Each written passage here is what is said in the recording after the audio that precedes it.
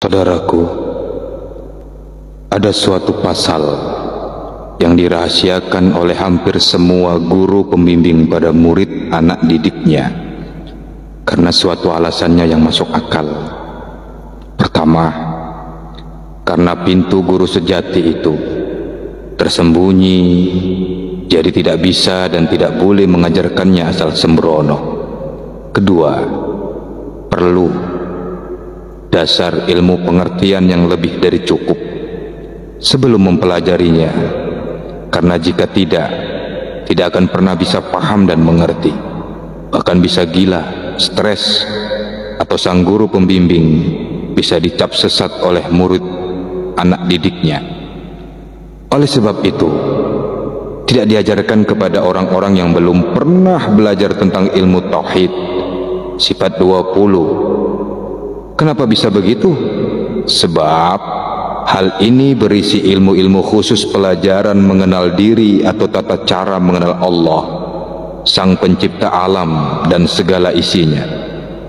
Tujuannya supaya sempurna segala amal ibadahnya. Maksudnya tidak melangkai kodrat dan iradatnya sebagai manusia wajar. Untuk itu kita akan mewedarnya dengan terbuka, tanpa aling-aling apapun.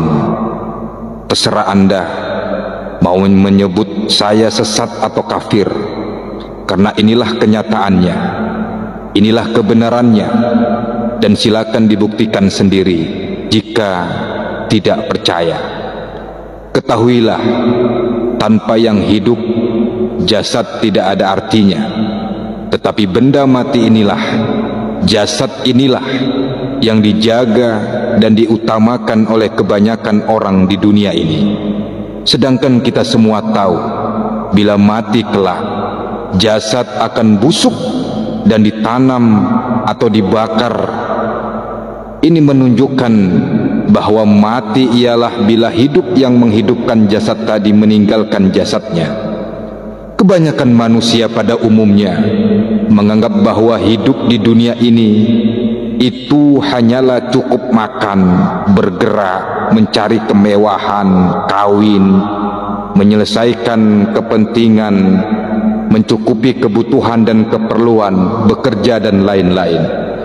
Mereka menganggap bahwa jasad kasar mereka itu hidup dengan sendirinya, yang membolehkan mereka melakukan kerja dan kerja.